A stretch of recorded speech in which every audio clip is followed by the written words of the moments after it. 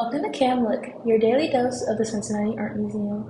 Each Tuesday and Thursday, a staff member or volunteer will be sharing works of art from our permanent collection and posing questions for discussion.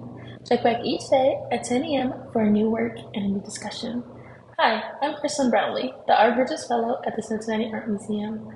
And today, in honor of Black History Month, I'd love to share with you some fashion items in our collection by African American designer Stephen Burrows, who the New York Times once dubbed as the brightest star in American fashion. Born in Newark, New Jersey in 1943, Stephen Burrows' love of fashion stemmed from an early age, largely thanks to his grandmother Beatrice Simmons. She taught young Burrows how to sew and had a zigzag sewing machine that fascinated him and would later become a signature stitch in his designs, known as the iconic lettuce edge technique. Although Burrows loved fashion, he initially went to school at the Philadelphia Museum College of Art, intending to become an art teacher. Later, changing his mind, he pursued fashion design instead at the Fashion Institute of Technology in New York from 1964 to 1966. After graduating, Burrows worked at Weber Originals as a designer for a short time before becoming a co-founder and designer for the O Boutique in 1968. He had a few private customers at the time and oversaw the making of all the clothes. The boutique was intended to house art, paintings, sculptures, music, films, and fashion was supposed to just be part of the mix. But Burrows' clothes became hugely popular and quickly outpaced the rest of the boutique's sales.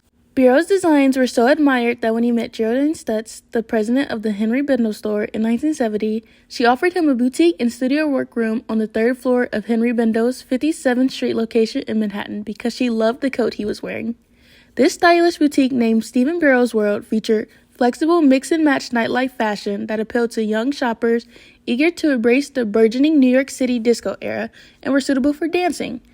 The partnership made Stephen Burrows one of the first black designers to gain international recognition.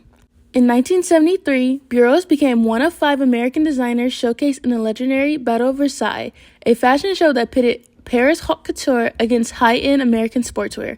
For the first time, critics say Americans outshone the French. No designer embodied the spontaneous, irreverent moment more than Burrows. Not only was he the youngest and only black designer there, but he was, in the words of fashion journalist Robin Given, the one who represented what American fashion was all about.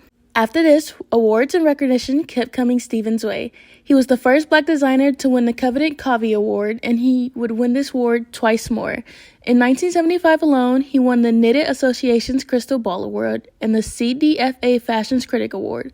Most recently, in 2024, he was celebrated with the Jeffrey Bean Lifetime Achievement Award. Renowned as the first African-American designer to achieve international acclaim, he shines with a star on the Fashion Walk of Fame and has dedicated over 50 years to his craft. Within our collection, we have 2 blouse and skirt sets designed by Stephen Burrows. The one on the left is an evening attire with a thigh-length wrap-and-tie blouse and a 3-layered floor-length skirt. The one on the right is a blouse and skirt of black jersey knit with serge and zigzag edges in red thread. Both garments were made in the early 1970s during the high time of Burrows' career. They are flowy and contain the signature lettuce edge technique around the hem of both skirts as well as in various other areas. The hems crinkle and wave like the edges of a leaf of lettuce, worked best on stretch matte jerseys he preferred to use. The fabric's elastic quality helped to hold the hem spring and keep it from lying flush to the body. Burrows believed that clothes should be fun and easy to move in. To him, they are like toys for adults to play with. He thrived on experimenting with rules and espoused fluidity of expression in his designs. Burrows' success was in large part due to his clear sense of originality, individuality, and freedom. Stephen Burrows continues to be a fashion icon today and have had his designs worn by many, such as Diana Ross, Michelle Obama, his muse, supermodel Pat Cleveland, various Barbies, and more. Without a doubt, his designs were made for the people to want to dance, feel free and unrestricted, and embrace their bodies. His motto was, "You are the star that shines," and those are words that he still lives by and that we should adapt as well.